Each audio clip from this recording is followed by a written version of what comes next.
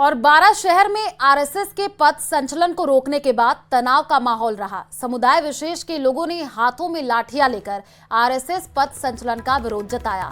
हालांकि जिला कलेक्टर और पुलिस प्रशासन के सूझबूझ के चलते मामले को शांतिपूर्ण निपटा लिया गया। दरअसल प्यारे राम मंदिर से राष्ट्रीय स्वयंसेवक संघ के कार्यकर्ताओं का पथ संचलन निकलना था।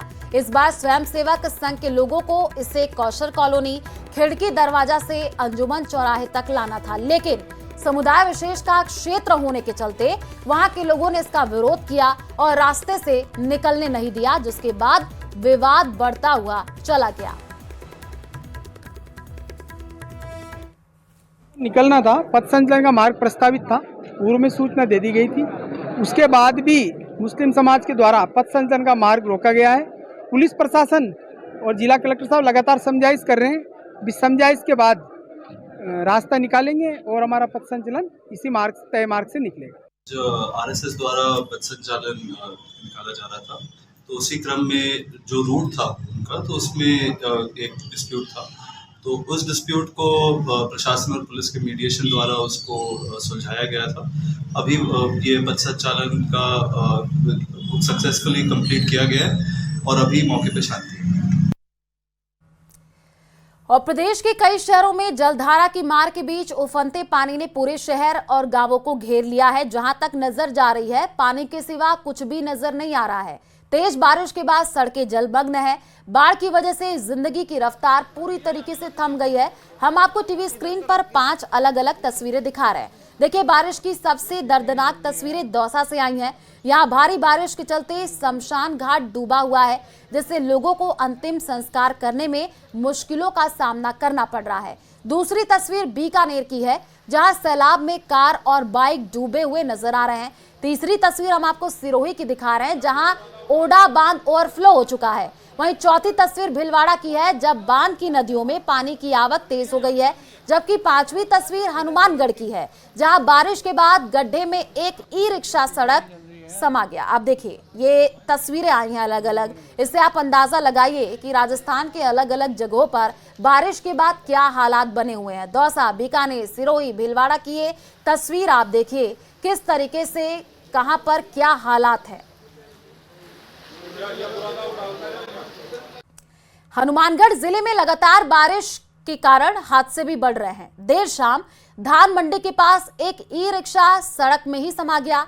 खबर लगते ही स्थानीय लोगों ने आनन फानन में ई रिक्शा चालक और यात्रियों को बाहर निकाला है। थोड़ी देर बाद पुलिस और नगर परिषद टीम ने जेसीबी की मदद से ई रिक्शा को बाहर निकलवाया है।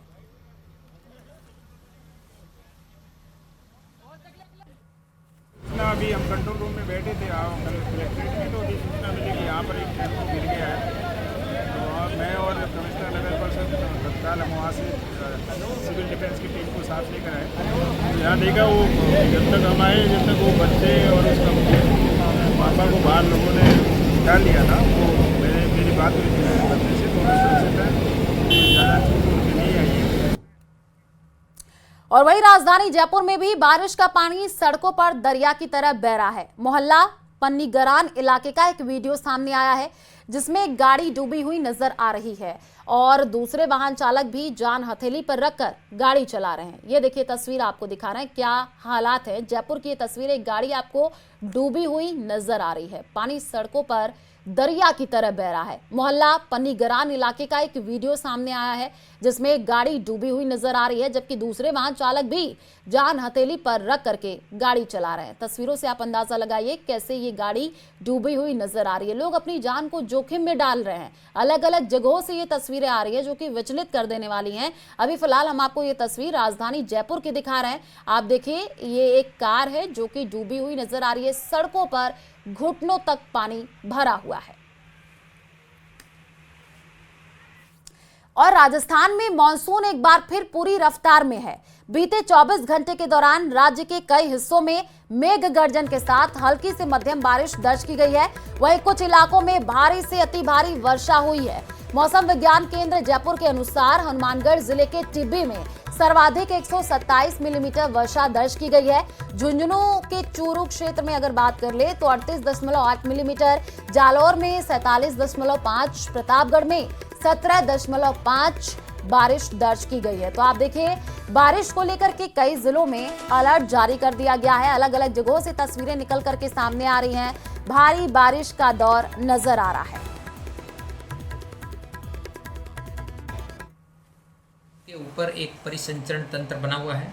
इसके अलावा एक वेस्टर्न डिस्टर्बेंस पंजाब और आसपास के लगे पाकिस्तान क्षेत्र के ऊपर वायुमंडल के मिडल स्तरों में एक्टिव है और मानसून ट्रफ लाइन भी अपनी सामान्य पोजीशन से होकर गुजर रही है। इस सिस्टम के असर से अगले 48 घंटों के दौरान राज्य के अधिकांश भागों में मध्यम। झुंझुनू के नवलगढ़ उपखंड मुख्यालय पर वकीलों और एसडीएम सुनील कुमार के बीच विवाद गहराता जा रहा है। PCC chief Govind Singh Dotasra Nawalgarh SDM कार्यालय परिसर में चल रहे धरना स्थल पर पहुंचे, जहां वकीलों ने डोटासरा को अपनी मांगों से अवगत कराते हुए ज्ञापन सौंपा है। इस दौरान डोटासरा ने सीएस से वार्ता की और कहा कि वकीलों की हड़ताल से आम जनता का कामकाज ठप पड़ा हुआ है, जिससे लोग परेशान हो रहे हैं। उन्होंने कहा कि इस डेडलॉक को जल्द से जल्द तोड़ने के लिए उच्च स्तर पर बातचीत करके निर्णय लिया जाना चाहिए। एक ज्ञापन दिया मुझे, एसडीएम की जो व्यवहार है उसके प्रति काफी गंभीर शिकायतें इन्होंने की हैं और जो ज्ञापन लिया तो मैंने सीएस महोदय को इससे अवगत करा दिया कि आप इसकी अपने स्तर के ऊपर जिला कलेक्टर से या संभागीय आयुक्त से जांच करा लें, वास्तविकता क्या है, उसके अनुसार आगे की कार्रवाई करें। अगर वो गलत है जैसा ये इनके ज्ञापन में लिखा है तो उसके खिलाफ तत्काल कार्रवाई होनी चाहिए और काम सुचारू रूप से जनता परेशान नहीं हो वो होना चाहिए।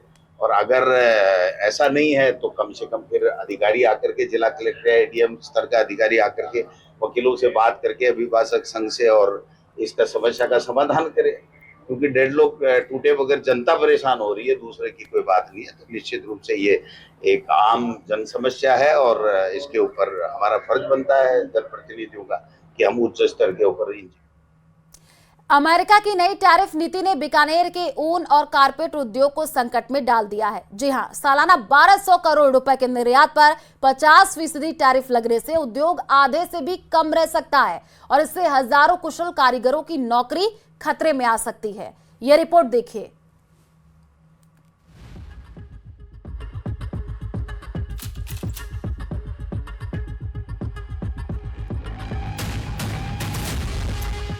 टैरिफ बम से संकट के बादल,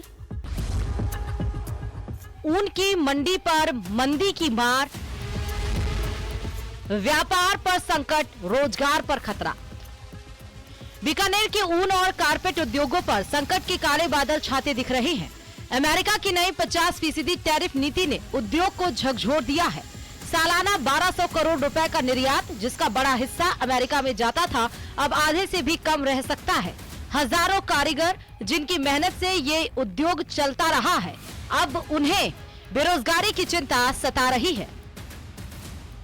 वुलन इंडस्ट्री से जुड़े व्यापारियों का कहना है कि अगर तुरंत सरकारी मदद नहीं मिली तो बीकानेर के कारीगर बेरोजगार हो जाएंगे। 150 साल पुराना यह उद्योग अभी भी देश का सबसे बड़ा धागा सप्लायर है। उद्योगपति कमल कल्ला ने ड्यूटी ड्रॉबैक बढ़ाने और टैक्स में छूट देने की मांग की है। उन्होंने कहा कि अगर सरकार 300 करोड़ रुपए का फंड उपलब्ध कराए तो उद्योग टैरिफ की चुनौती का सामना कर सकेगा। ट्रम्प टैरिफ पूरी तरीके से इंडस्ट्री को खत्म करने वाला है। हमारी 50% एक्सपोर्ट अमेरिका को हो रहा था, वो बंद हो जाएगा, उससे बहुत नेगेटिव असर जाएगा।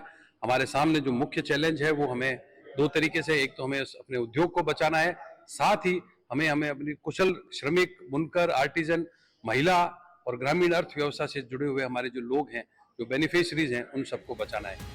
सरकार और केंद्रीय ऊन विकास बोर्ड भी संकट का समाधान खोजने में जुटे हैं। बोर्ड के कार्यकारी निदेशक जीएस भाटी के अनुसार 50% टैरिफ उद्योगों के लिए विनाशकारी होगा। बीकानेर से 70% धागा देश में सप्लाई होता है। मिशन वूल 2026 के तहत वित्तीय पोषण और नए बाजार तलाशने की कोशिश की जा रही है।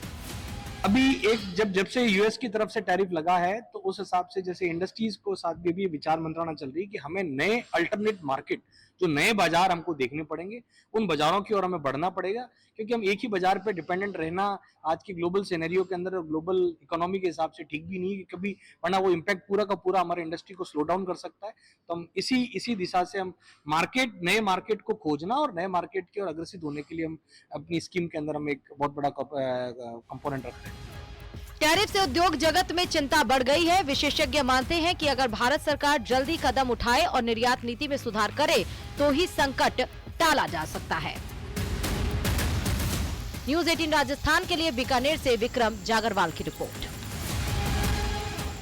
और खबर चूरू के सुजानगढ़ से है, जहां जमालपुरा फाटक के पास आक्रोशित लोगों ने टायर जला करके विरोध प्रदर्शन किया है, सड़क जाम कर दिया। प्रदर्शनकारियों ने कहा, हमारी मांग है कि जमालपुरा और रहमत नगर में सुजानगढ़ का पानी नहीं छोड़कर गिनानी में डाली जाने की व्यवस्था की जाए। प्रदर्शन के दौरान लोगों ने विधायक, सभापति और एसडीएम के खिलाफ नारेबाजी की है। लोगों ने बताया कि सुजानगढ़ के काफी हिस्से का बरसाती पानी हमारे मोहल्ले में डाला जा रहा है, जिसके कारण लोगों को दिक्कत हो रही है। जैसे एसडीएम साहब अपने वो जो गेहूँ वगैरह खराब हुए वो अपने संभालने के लिए लगे और हमारे घर डूब रहे हैं, उनको कोई मतलब नहीं है। और हमारे घरों के अंदर पानी इतना भरा हुआ है, कोई नगर पालिका के कोई अधिकारी अपने को संभालने के नहीं ले आए। अब हम ये चाहते हैं कि जो ये सुजानगढ़ का पानी हमारी बस्ती में जा रहा है वो बंद किया जाए। वो अपनी व्यवस्था सुजानगढ़ अपने खुद करे और हमारे एरिया के अंदर गंदे नाले का पानी हम जमा नहीं होने देंगे। सुजानगढ़ के पूरा सुजानगढ़ का पानी आर के गार्डन जमालपुरा पूरा भरा हुआ है, सिर्फ सुजानगढ़ के लिए। सुजानगढ़ का पानी होली द्वारा क्यों ये जो अपने हड़वान द्वारा नलियाबाद सारा भरा हुआ है, वो इधर ही आ रहा है पानी और कहीं नहीं जा रहा है।